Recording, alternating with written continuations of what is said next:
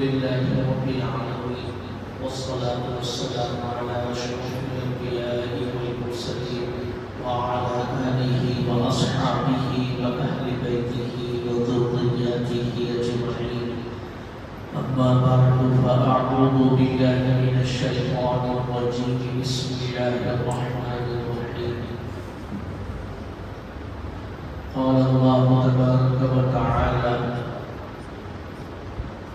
من عمل صالحا من ذكر أو أنثى وهو مؤمن فلنحيينه حياة طيبة ولنجزينهم أجرا حسنا. وقال النبي صلى الله عليه وسلم: اللهم بارك لنا في رجب وشعبان وبلغنا رمضان، أو كما قال رسول الله صلى الله عليه وسلم. محترم بزرگوں، عزیز دوستوں اور دینی بھائیوں،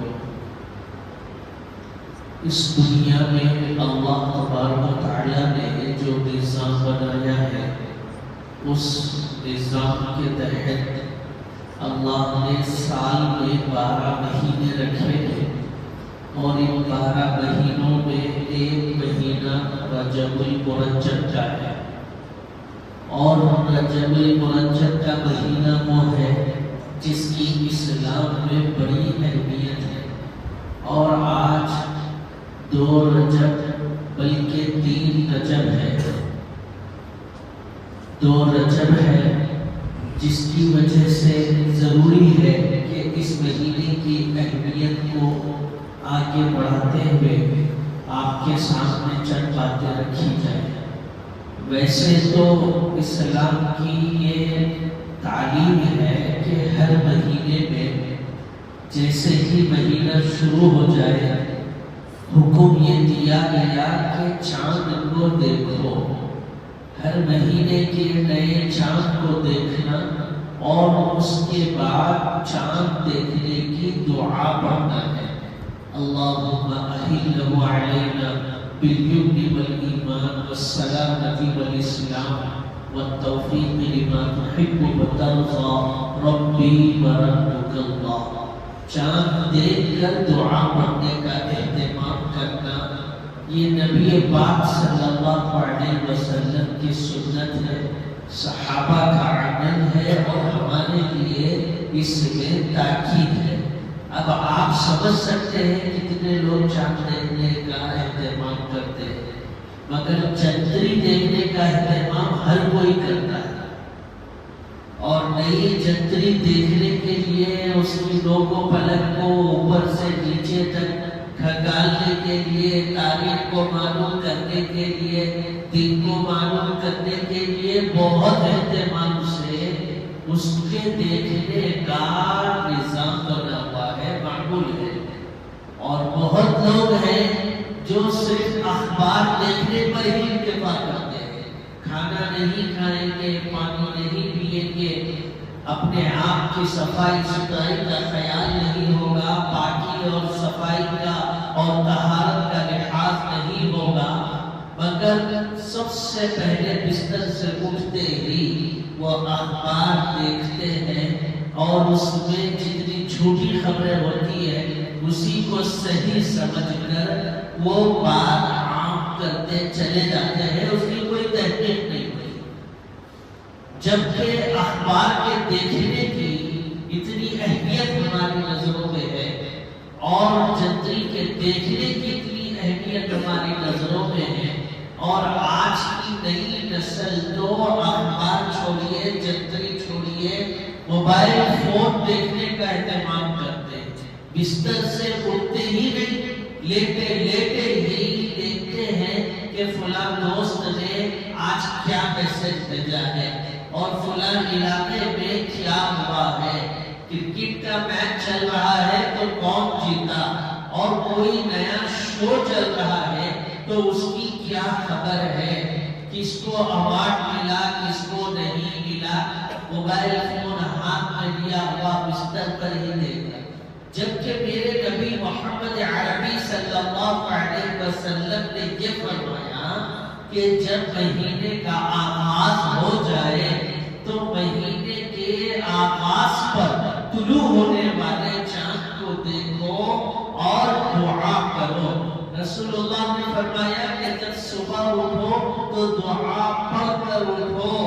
سو کر اٹھنے کی دعا کا اہتمام کرو.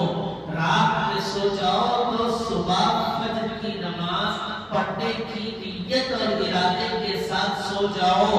اور سونے سے پہلے کی جو سنتیں ہیں ان کا اہتمام کرنا اور سونا، یہ تعلیم ہے، یہ خلاصہ ہے. اور ہر مومن مسلمان کو یہ حکم دیا گیا ہے، مگر یہ بالکل زندگی اس کے اپوزٹ جا رہی ہے اور اس میں کوئی بھی بچا ہوا نہیں ہے. کیا بچے، کیا جوان، کیا بوڑھے، سب ایک ہی پلیٹ فارم پر آ کر جمع ہو گئے. اب کسی کو اس سے مستثنا نہیں کیا جا سکتا ہے. تو میرے بھائیوں، رسول اللہ صلی اللہ علیہ وسلم رجب کا مہینہ شروع ہو جاتا اور آقا جب رجب کے چاند کا دیدار کر لیتے تو دعا فرماتے، اللہم بارک لنا فی رجب و شعبان، کہ اللہ آپ ہمارے لیے برکت رکھیے ماہ رجب میں، اور آپ ہمارے لیے برکت رکھیے شعبان کے مہینے میں. آگے وبلغنا رمضان، اور آپ اس برکت کو ہمارے لیے باقی رکھیے رمضان کے مہینے میں. تو رسول اللہ کی دعاؤں میں اس دعا کے اندر یہ 3 مہینوں کا ذکر ہے، رجب کا، شعبان کا، رمضان کا. عقل مند انسان سمجھ سکتا ہے کہ سال کے اتنے مہینوں میں کسی اور مہینے کا ذکر زبان رسالت سے نہیں ہوا، لسان نبوت سے نہیں ہوا، صرف انہی 3 مہینوں کا ذکر ہوا، رجب کا، شعبان کا اور رمضان کا. اور ساتھ میں رسول اللہ نے برکت کی دعا فرمائی، اور برکت کی دعا کسی خاص چیز کے لیے نہیں، اور اس دعا کے اندر کوئی قید کو بیان نہیں کیا کہ اللہ صرف عمر میں برکت دیجیے. یہ نہیں کہا کہ اللہ صرف کھانے میں برکت دیجیے. یہ نہیں کہا کہ اللہ صرف پانی میں برکت دیجیے. یہ نہیں کہا کہ اللہ روپے پیسے مال دولت میں برکت دیجیے. یہ نہیں کہا کہ اللہ کاروبار تجارت میں برکت دیجیے، مکان دکان میں برکت دیجیے. رسول اللہ نے اس دعا کے اندر کوئی بھی قید نہیں بیان کی. بغیر کسی قید کے برکت کو مانگا تو اس میں باریک اشارہ ہے کہ یہ برکت زندگی کے ہر گوشے میں، ہر شوشے میں ہو. عمر میں بھی برکت کی دعا مانگی، کھانے پینے میں بھی برکت کی دعا مانگی، پہننے اوڑھنے میں بھی برکت کی دعا مانگی، آمدنی میں بھی برکت کی دعا، کاروبار اور تجارت میں بھی برکت کی دعا، دکان اور مکان میں بھی برکت کی دعا آقا صلی اللہ علیہ وسلم نے مانگی ہے. اور رسول اللہ کی زندگی کو پڑھنے سے، سیرت کا مطالعہ کرنے سے معلوم ہوتا ہے کہ رجب کا چاند دیکھتے ہی رسول اللہ اپنے کمر کو کس لیا کرتے تھے. کمر کسنے کا مطلب یہ کہ اللہ کا نبی اپنے لیے اپنی مسجد کو، مسجد نبوی کو لازم کر لیا کرتا تھا. اللہ کے نبی کا مزاج اور آپ کا طریقہ یہ تھا کہ رجب کے مہینے سے ہی ماہ رمضان کی تیاری کی جاتی تھی. رجب کے مہینے سے ہی ماہ رمضان کا استقبال کیا جاتا تھا. رجب کے مہینے سے ہی ماہ رمضان کی طرح ماحول بنایا جاتا تھا اور دے دیا جاتا تھا. اور صحابہ ان چیزوں کو دیکھتے تھے، سیکھتے تھے اور عمل کرتے تھے. رجب کا چاند دیکھنے کے ساتھ ہی رسول اللہ اپنی نوافل میں اضافہ کرتے تھے، قرآن کی تلاوت میں اضافہ کرتے تھے، اور جگہوں سے زیادہ مسجد کے اندر وقت زیادہ سے زیادہ گزارتے تھے. اللہ کے ذکر میں، تلاوت میں، استغفار میں، حمد و ثنا میں، رکوع کی حالت میں، سجدے کی حالت میں، قیام کی حالت میں زیادہ سے زیادہ وقت پیغمبر علیہ الصلوۃ والتسلیم کا گزرا کرتا تھا. صرف اس وجہ سے کہ رمضان بآسانی گزر جائے. رمضان میں کسی بھی قسم کی غفلت نہ ہو، رمضان میں کسی بھی قسم کی کوتاہی نہ ہو، رمضان کے اندر کسی بھی قسم کی لغزش نہ ہو۔ ایک مومن کے لیے، ایک مسلمان کے لیے ماہ رمضان جو اعزاز ہے، کس طرح گزارا جائے اس طرح گزارنے کے لیے رجب سے ہی تیاری کی جاتی ہے۔ یہ تعلیم ہے ماہ رجب کے لیے، اور یہ ہدایت ہے، اور رسول اللہ کی یہ سنت ہے۔ اس سنت کو زندہ کرنے کے لیے مجھے بھی اور آپ کو بھی چاہیے اور ضروری ہے کہ ہم بھی ابھی سے اپنے آپ کو تیار رکھیں۔ میرے بھائیو، دنیا کی کوئی بھی چیز اگر ہمیں انجام دینی ہوتی ہے، گھر کے اندر ایک چھوٹی سی دعوت یا کوئی فنکشن ہم کو انجام دینا ہے، تو اس دعوت کے لیے، اس تقریب کے لیے مہینوں سے تیاری کی جاتی ہے۔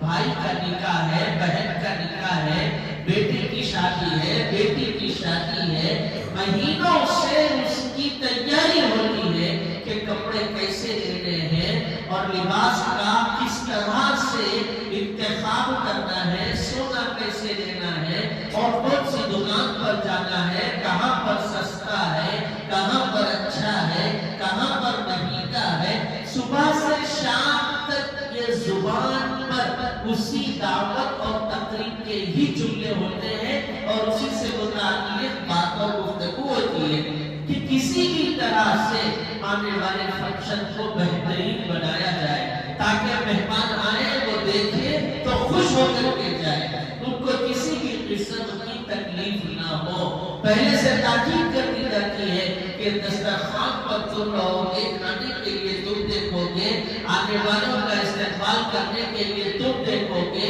اور لڑکی کو لانے کے لیے تمہارا کام ہے، مہمانوں کو بھی جانے کے لیے تمہارا کام ہے۔ اتنا ہنگامہ، اتنا شور شرابہ کہ ایسا لگتا ہے ہر دن دعوت کر رہا ہے، ہر دن شادی کر رہا ہے، ہر دن اس کے گھر کے اندر کوئی نہ کوئی فنکشن ہے۔ ایسی تیاری ہوتی ہے، تھوڑا بھی لچک کپڑے کی سلائی کے اندر آ جائے تو برداشت نہیں، فوراً جائے گا اور دوسرا کپڑا خریدے گا اور پھر سے ٹیلر کے پاس دے گا۔ اگر کسی بھی قسم سے جوتا یا شوز یا چپل صحیح سے نہیں آئی، پیر پھنس گیا یا اس کے پہننے میں تکلیف ہوئی تو فوراً بدل دے گا۔ کلر میچ نہیں ہوا تو فوراً میچ کے کلر کہاں ہے وہاں جائے گا۔ اور کیا عورتوں کے بارے میں کہا جاتا تھا مرد بھی کسی سے کم نہیں، عورتوں سے زیادہ مرد رکھنے والے ہو گئے، عورتوں سے زیادہ مرد نزاکتوں والے ہو گئے، عورتوں سے زیادہ مرد کے اندر بے صبری والی کیفیت پائی گئی۔ یہ کیفیت ہوتی ہے جب دنیا کی کوئی ایک چھوٹی موٹی دعوت کرنا ہو تو تیاری اس انداز سے کی جاتی ہے۔ تو میرے بھائیوں، ماہ رمضان جو قرآن کے نزول کا مہینہ، جو روزوں کی فرضیت کا مہینہ، بلکہ کہا گیا کہ قرآن کا مہینہ ہے، اور یہ کہا گیا کہ اللہ کی طرف سے رحم و کرم کا مہینہ ہے، برکتوں والا مہینہ، رحمتوں والا مہینہ، جہنم سے آزادی اور نجات دلانے والا مہینہ، وہ مہینہ جس میں کلام پاک کو نماز کی حالت میں تراویح میں پڑھا جانا، سنا جانے والا مہینہ، وہ مہینہ جس میں ایک نیکی 70 نیکیوں کے برابر اجر و ثواب دیا جانے والا مہینہ، اور وہ مہینہ جس کے بارے میں اللہ کے نبی نے فرمایا کہ رمضان کا مہینہ اللہ کا مہینہ، اور جس کے بارے میں کہا گیا کہ روزے دار کے منہ سے نکلنے والی خوشبو عنبر سے زیادہ، اور کہا گیا کہ اس مہینے میں روزے کی حالت میں کی جانے والی ہر دعا قبول ہوتی ہے، اور روزے دار کے لیے خوشخبری دی گئی کہ جنت کے دروازوں میں باب الریان ایک دروازہ ہے، روزہ رکھنے والا اس دروازے سے جنت کے اندر داخل ہوگا۔ یہ ساری بشارتیں، خوشخبریاں، یہ فضائل، یہ مسائل، یہ اہمیت ماہ رمضان کے لیے صحیح معنی میں جو کوئی مسلمان ہے وہ پورے سال رمضان کا انتظار کرتا ہے اس کے گزر جانے پر وہ روتا ہے، گڑگڑاتا ہے، اللہ سے بار بار رمضان کے ماحول کو، رمضان کے موسم کو مانگتا ہے۔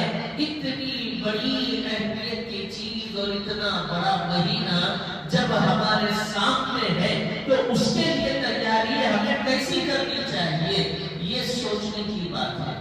عقل مند انسان کے لیے زیادہ گفتگو اور بولنے کی ضرورت نہیں، اسی لیے بھائیوں گزارش ہے کہ ابھی وقت کو غنیمت جانتے ہوئے اپنے روزانہ کے کام کاج پر نظر ڈالیے۔ وقت آپ کا کہاں گزر رہا ہے، کیسے گزر رہا ہے؟ بزرگوں نے بتایا کہ اپنے دن بھر اور رات بھر کے وقت کو 3 سے 4 چیزوں میں لگانا ہے۔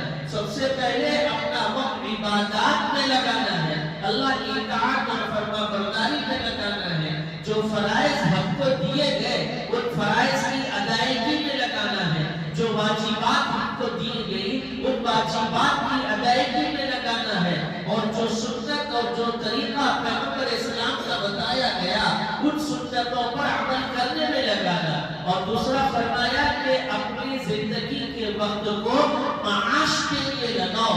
جب آپ عبادات سے فارغ ہو جائے تو اپنے معاش کے لیے، اپنی روٹی روزی کو تلاش کرنے کے لیے وقت لگاؤ۔ قرآن کریم میں بہت مقامات پر اللہ نے یہ بات فرمائی کہ دیکھو آپ کا کھانا آپ کے سامنے آنے والا نہیں ہے، آپ کی نصیب کی روٹی آپ کے منہ میں لقمہ بنا کر آنے والی نہیں ہے، یہ دنیا ہے بھائیوں، یہاں محنت کرنی پڑتی ہے، یہاں مشقتوں کا سامنا کرنا پڑتا ہے، اذیتوں کو برداشت کرنا پڑتا ہے، اپنے جسم کو تھکانا پڑتا ہے، ذہن کو تھکانا پڑتا ہے، تب جا کر کے وہ نصیب کی روٹی آپ کے ہاتھ میں آتی ہے، وہ پانی کا گھونٹ آپ اپنے حلق سے نیچے اتار سکتے ہیں۔ دنیا ہے، دارالامتحان ہے۔ آپ کہیں گے کہ جب نصیب میں لکھ دیا تو آیا کیوں نہیں؟ اور نواب صاحب اپنی کرسی پر بیٹھے رہے، اپنے گدے اپنے صوفے پر بیٹھے رہے، نوجوانوں کا یہی حال ہو گیا ہے۔ وہ یہی کوشش میں ہے کہ یہ دنیا ایسی ہو جائے کہ میں اس کا مالک بن جاؤں، میں اس کا بادشاہ بن جاؤں، وہ تاروں کو دیکھوں تو وہ میرے ارد گرد کھیلنے لگے، جس پتھر پہ ہاتھ رکھوں تو وہ پارس بن جائے، میں 2 گھنٹے کام کروں تو مجھے اتنے روپے پیسے مل جائے کہ میں آرام سے عیش و عشرت کی زندگی گزاروں۔ میرے بھائیوں ایسا نہیں ہے، نبیوں کو بھی یہاں محنت کرنی پڑی ہے، کوئی نبی بھی اس سے بچا ہوا نہیں، کوئی رسول بھی اس سے بچا ہوا نہیں۔ کیا تم نے رسول اللہ کی زندگی کو نہیں پڑھا کہ آقا صلی اللہ علیہ وسلم 12 سال کی عمر میں بازار سے بازار جایا کرتے تھے اور سامان تجارت لے کر جایا کرتے تھے، بکریوں کو چرایا کرتے تھے، اپنے چاچا خواجہ ابو طالب کی قبر کو پکڑ کے رو رو کر کے اپنے چاچا کا ہاتھ بٹانے کے لیے اپنے گھر سے باہر نکلا کرتے تھے۔ جب آپ کا نبی محمد عربی 7 سال 12 سال 17 سال کی عمر میں پورے جزیرۃ العرب کے بازاروں میں تجارت کرتا تھا تو آپ کو ایسا کون سا پر لگ گیا ہے کہ آپ محنت سے جی چراتے ہیں؟ تو میرے بھائیوں کہنے کا مطلب یہ ہے کہ اپنے زندگی کے وقت کو معاش کے لیے بھی لگانا ہے مگر بیجا صرف کرنا نہیں ہے، اور زندگی کا وقت تیسرے درجے میں آرام و راحت کے لیے لگانا ہے۔ تھوڑا آرام بھی چاہیے تو سکون بھی چاہیے، جسم کو ریسٹ بھی ضروری ہے۔ اگر یہ جسم آرام نہیں لے گا تو یہ جسم قریب آپ کے لیے وبال جان بن جائے گا۔ اسی لیے کلام پاک میں رب العالمین نے فرمایا وَجَعَلْنَا النَّهَارَ مَعَاشًا وَجَعَلْنَا نَوْمَكُمْ سُبَاتًا، کہ دن جو تم کو دیا گیا ہے یہ روٹی روزی اور معاش کے لیے دیا گیا، اور رات جو تم کو دی گئی ہے وہ سونے کے لیے بنائی گئی ہے، اسی لیے رات میں سونا چاہیے۔ پیغمبر اسلام نے فرمایا کہ رات کا کھانا عشاء کی نماز سے پہلے کھا لینا اور عشاء کی نماز کے بعد فوراً سونے کا اہتمام کرنا ہے۔ اگر عشاء کی نماز کے بعد کوئی دین کی مجلس ہے یا دینی کتابوں کا مطالعہ ہے یا تعلیم و تعلم کا مرحلہ ہے تو اس کی گنجائش فقہا نے بیان کی ہے، مگر فوراً ان چیزوں کو چھوڑ کر لاہو لعب میں لگے گا، دوستوں کی محفلوں میں جائے گا اور گشت کی محفلوں میں جائے گا اور وہاں گھوم کر پھر کر اپنے دوستوں کو، اپنے عزیز و اقارب کو اپنا ہماری بنانے کی کوشش کرے گا اور ان کی محفلوں کو سجائے گا۔ اللہ کے نبی نے فرمایا قصے کہانیوں سے اور ایسے لوگوں سے بچنا سخت ترین ممانعت کلام پاک کے اندر، اسلام کے اندر دی گئی ہے۔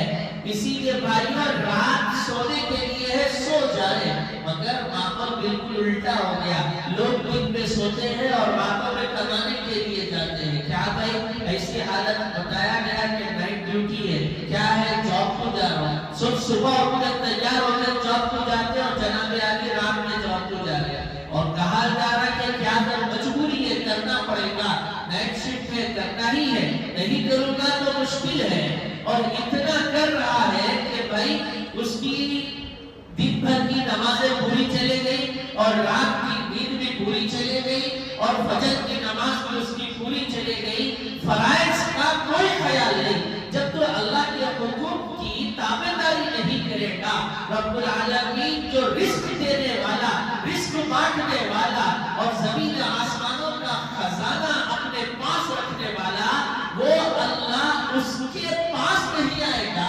اور اس کے حکم کو نہیں مانے گا اور تو کسی کمپنی کے حکم کو اور اپنے جاب کی کوششوں کو اور ہدایت کو مانتے ہوئے پوری رات اگر تو اس طرح گزار دے گا تو بھائیوں رب العالمین کی نافرمانی کے بعد کون سی موٹی روزی میں خیر و برکت رہے گی، کون سا لقمہ آپ کے جسم کا حصہ بنے گا، پانی کا کون سا گھونٹ آپ کے جسم کی افزائش اور نشو و نما کے لیے تیار ہوگا۔ یہ بہت ہی غلط بات ہے، اور کچھ لوگ تو وہ ہیں جو دن میں بھی کر رہے ہیں اور رات میں بھی کر رہے ہیں۔ کیا بات ہے بھائی؟ بتایا جا رہا ہے کہ نہیں بس ہو رہا، بس نہیں ہو رہا، اسی لیے دن میں بھی کرنا ہے اور رات میں بھی کرنا ہے۔ رات کے 11 بجے 12 بجے رات کے 2 بجے جناب گھر کو تشریف لا رہے ہیں اور ان کے لانے تک بیوی انتظار میں ہے، ہوشیار ہے، معصوم بچے رو رہے ہیں اور اس وقت کھانا صحیح نہیں یا ٹھنڈا ہو گیا، وہیں سے اختلافات شروع، میاں بیوی کے مسائل شروع۔ بھائی اللہ نے آپ کو بنایا، ایک چھوٹی مثال آپ کو میں دے دوں اور بات کو ختم کروں کہ اگر کوئی گاڑی بنانے والی کمپنی نے گاڑی بنا دی اور اس نے کہہ دیا کہ بھائی اس کے اندر 4 ٹائر ہوں گے، یہ اسٹیئرنگ ہے، اگر رائٹ کو جانا ہے تو ادھر گھماؤ، لیفٹ کو جانا ہے تو ادھر گھماؤ، اس کے اندر گاڑی کو بھگانے کے لیے یہ ہوگا، گاڑی کو روکنے کے لیے یہ بریک ہوگا، اور گاڑی کے اندر جو ٹینکی ہوں گے اس کے اندر ایک میں پیٹرول ہوگا، ایک میں پانی ہوگا،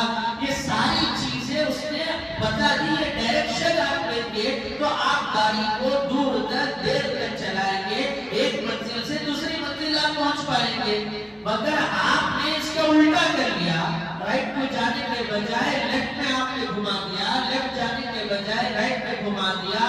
4 پہیے کیوں رکھے اس لیے 3 پہیوں پر چلاؤں گا، 3 کیوں رکھے اس لیے 2 پر چلاؤں گا، اور پیٹرول کی ٹینکی میں پانی ڈال دیا، پانی کی ٹینکی میں پیٹرول ڈال دیا۔ اب آپ اس گاڑی کو اپنے ڈائریکشن پر چلانے کی کوشش کریں گے نہ وہ گاڑی منزل پر پہنچ پائے گی نہ آپ منزل پر پہنچ پائیں گے۔ ہر بچہ اس بات کو جانتا ہے۔ تو میرے بھائیوں یہ جو جسم آپ کا میرا بنانے والے اللہ، آنکھیں دینے والے اللہ، سننے کے لیے کان دینے والے اللہ، پکڑنے کے لیے ہاتھ دینے والے اللہ، جسم کے اندر کے جتنے پارٹس ہیں وہ سارے کے سارے بنانے والے اللہ، اور انہوں نے بنا کر دنیا میں ہمیں بھیج کر ہم کو اس جسم کو کیسے چلانا ہے ڈائریکشن اللہ نے اسلام کے اندر دے دیا ہے کہ بھائی آپ اپنے جسم کو اس انداز سے چلائیے. یہ آنکھیں صحیح دیکھے گی، غلط نہیں دیکھے گی. یہ ہاتھ صحیح کام کریں گے، غلط نہیں کریں گے. یہ پیر صحیح جگہ پر جائیں گے، غلط جگہ پر نہیں جائیں گے. اللہ نے کہہ دیا کہ بھوک لگے گی تو ایسا کھانا ہے، یہ حلال ہے اور یہ حرام ہے. پیاس لگی تو یہ پینا ہے، یہ حلال ہے، یہ حرام ہے. اور دن کا وقت یہ کرنا ہے، اس میں تمہارے لیے برکت ہے. اور رات کا وقت سو جانا ہے، اس میں تمہارے لیے راحت ہے. اللہ نے ڈائریکشن دے دیا. اگر ہم اپنی مرضی کے مطابق اس جسم کو چلائیں گے، گھمائیں گے، پھرائیں گے، تو میرے بھائیوں یہ جسم ہمیں نہ کامیاب کر سکتا ہے، نہ ہمیں یہ منزل مل سکتی ہے. یہی وجہ ہے کہ کم عمروں کے اندر بڑی بڑی بیماریوں میں مبتلا ہو رہے ہیں. 32 سال 30 سال کی عمر ہے، شوگر پیشنٹ ہو گیا اور بی پی کے ٹیبلٹس وہ کھا رہا ہے، اور 40 سے 42 سال کے درمیان میں پورا ناکارہ ہو گیا. نہ ہاتھوں میں وہ طاقت ہے، نہ پیروں میں وہ طاقت ہے. اور زمانے کے بڑے بوڑھے یہ کہتے ہیں کہ تم سے تو میں اچھا ہوں، تمہاری جوانی کیسی. ارے بھائی کیا جو کھاتا ہے وہ بھی ہضم نہیں کر پا رہا، اس کے ہاضمے کے لیے بھی دوائی لینا پڑ رہا ہے، ٹیبلٹ استعمال کرنے پڑ رہے ہیں. اتنا ناکارہ جسم ہوا. اسی لیے بھائیوں حدیث پاک میں رسول پاک نے فرمایا وَلِجَسَدِكَ عَلَيْكَ حَقٌ، کہ تم پر تمہارے جسم کا بھی حق ہے. گزارش ہے کہ اپنے جسم کے لیے، اپنے زندگی کے وقت کے لیے جو تیسرا حصہ ہے، وہ تیسرا حصہ آرام کے لیے ہے. آپ آرام سے سو جائے. دوپہر کا کوئی وقت خیر اللہ رسول اللہ کی سنت ہے، 1 گھنٹہ آپ سونے کا اہتمام کریں. کیسی طاقت اور توانائی آپ کے پاس آئے گی، اور اس سے کتنی برکتیں اور کتنی بیماریاں دور ہوگی، آپ ہی کو اس کا اندازہ ہوگا.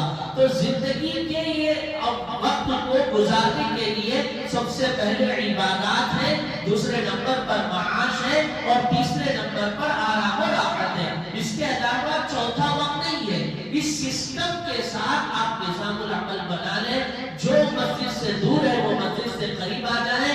جو نمازوں کا اہتمام نہیں کرتا تھا، چونکہ رجب کا مہینہ شروع ہوا، وہ نماز پڑھنے کا عادی ہو جائے. جو فجر پڑھتا اس کے لیے ضروری ہے کہ ظہر عصر مغرب عشاء پڑھے. جو مغرب پڑھتا اس کے لیے ضروری ہے کہ بقیہ 4 رکعت 4 نمازیں بھی پڑھ لے. جو قرآن کی تلاوت نہیں کرتا ابھی سے ترتیب بنا لے، کلام پاک کی تلاوت کر لے. جو روزانہ 1 رکوع کرتا اس کے لیے ضروری ہے کہ 2 رکوع کر لے. اتنا عادی بنا لے، اتنا ٹائم ٹیبل اپنا بنا لے کہ ایسا لگے کہ دیکھنے والے آپ کو کہے کہ آپ رمضان میں ہیں. آپ کے لیے تو ابھی سے رمضان کا مہینہ شروع ہو گیا. یہ مقصد ہے ماہ رجب المرجب کا. اللہ سے دعا ہے کہ اللہ پاک ہمیں کہنے سننے سے زیادہ عمل کی توفیق نصیب فرمائے، اور رجب کے مہینے سے رمضان کی تیاری کرنا ہمارے لیے نصیب فرمائے. بھائی یہ جو کام یہاں مسجد کا چل رہا ہے، تقریباً کام مکمل ہوا جو بڑے کام تھے. اس کے علاوہ اور بھی کام، فرش بچھانا ہے، اور پلمبر کا بھی شاید کام باقی ہے، اور لائٹوں کا کام ہے، وائرنگ کا کام ہے، کلر پرنٹ وغیرہ کا کام ہے. وہ بولتے ہیں نا کہ ہاتھی نکل گیا 2 باقی رہ گئے، مگر وہ 2 اتنی مشکل رہتی ہے کہ وہ نکلتی نہیں جلدی. اسی کے گزارش ہے کہ وہ دکھ بھی آپ ہی کے ذریعے سے نکل جائے تو بہت آسانی کے ساتھ، بلکہ رمضان سے پہلے اس کے اندر اس کے جو وکیل ہے وہ تشریف لائیں گے تو انشاءاللہ بہت ہمارے لیے خوشخبری ہوگی، اور ہماری جو محنتیں ہیں وہ رائگاں نہیں جائے گی، بلکہ اللہ پاک بھی اس سے خوش ہوں گے. دعا ہے کہ آپ کے دل کو اللہ پھیرے اور تعاون کی طرف آپ کا دست دراز ہو، اور اس کے لیے آپ کوشش کریں. اللہ پاک ہمیں عمل کی توفیق نصیب فرمائے. وآخر دعوانا الحمدللہ رب العالمین.